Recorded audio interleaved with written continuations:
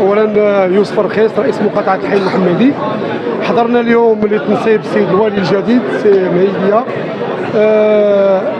واللي كان التنصيب ديال السيد وزير الداخليه هو اللي نصب السيد الوالي الجديد. اكيد لا في الكلمه ديال السيد وزير الداخليه عطى مجموعه ديال الخطوط العريضه اللي ان شاء الله غيشتغل على السيد الوالي. التوجيهات اولا سياسه القرب، انصات المواطن، كذلك المشاريع الكبرى، لان كتعرفوا بان سيدنا عطى 33 مليار ديال الدرهم لمدينه الدار البيضاء، وباقى بعض المشاريع عالقه. فاليوم السيد الوالي الجديد غيبدا بهذه المشاريع اللي اصلا كنعتبروها متوقفه. كذلك حنا كاعضاء المجالس البلديه كرؤساء مقاطعات وكمجالس عمله وكمجالس الجهه خصنا نديروا اليد في اليد ونتعاونوا مع السيد الوالي الجديد، باش حنا عندنا محطات مجموعه ديال المحطات ك 2025 كاف 2030 لا كوب مونديال. اذا كتنتظرنا مجموعه ديال المحطات اللي خصنا نكونوا في الحدث. اليوم اعتقد بان السيد الوالي الجديد غنكونوا معاه جميعا في الحدث. هذاك الشيء اللي كيتمنى سيدنا الله ينصرو كما كيدوي على الجديه اللي خصها تكون فينا، وكذلك العمل الجاد. فاكيد هذه ربما ضفره نوعيه اللي غتكون على مستوى ديال مدينه الدار البيضاء. السيد الوالي الجديد غادي يعطي قيمه مضافه لهذه المنطقه.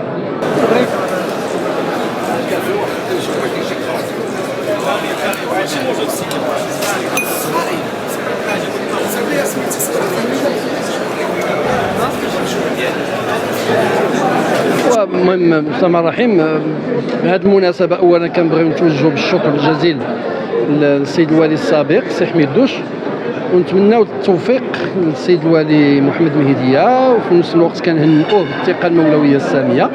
بطبيعه الحال هي مناسبه ديال التعبير على عدد من الانتظارات، بكل تاكيد ما غنمكنناش نعبروا على التفاصيل ديالها الان، ولكن بصفه عامه اولا تعيين اي مسؤول على راس الاداره الترابيه على مستوى جهه الدار البيضاء السطات وداخل مدينه الدار البيضاء الا وكتكون معقوده عليه واحد الامال كبيره.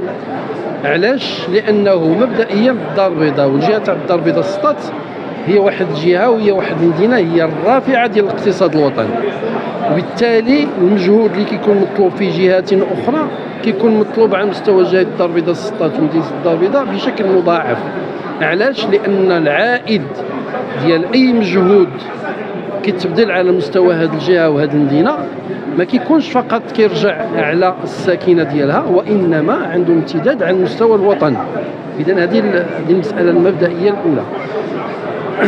حنا بالنسبه لنا في هذه الظرفيه بالاضافه لهذه الخصوصيه واللي كتاكد اكثر بانخراط الدار البيضاء في واحد المسار ديال تحويلها الى قطب مالي دولي. هذا المشروع الذي اعلن عنه وهذا الهدف الاستراتيجي ديال الدوله اللي اعلن عليه صاحب الجلاله منذ اكتوبر 2013 من خلال الخطاب ديالو ديال افتتاح السنه التشريعيه ديال البرلمان. بطبيعه الحال بدات واحد العدد ديال المجهودات كتمثل اساسا في واحد البرنامج متكامل مندمج اللي ترصدت ليه اعتمادات ماليه تفوق 33 مليار ديال الدرهم، واللي البعض منها الكثير منها تنجز، ولكن البعض منها بقات فيه بعض الامور اللي كتحتاج الى معالجه، الى تجاوز بعض العراقيل الى اخره. اليوم اول تحدي مطروح على السيد الوالي ومن معه انه تكون واحد المجهود استثنائي ديال التعجيل باستكمال هذه المشاريع، ولكن ايضا مطلوب ايضا باش هذه المشاريع اللي كانت انجزات وفق تقييم والى اخره، اعتقد بانه بحاجه الى برنامج تكميلي هو اللي غادي يوصلنا 2025 باعتبارها سنه غادي تحتضن فيها بلادنا والدار البيضاء ضمن المدن المغربيه اللي غتحتضن المباريات ديال نهائيه كاس افريقيا، وايضا 2030 اللي غتحتضن نهائيه ديال كاس العالم، وهي يعني مسافه زمنيه تفصلنا هذه الاستحقاقين قريبه.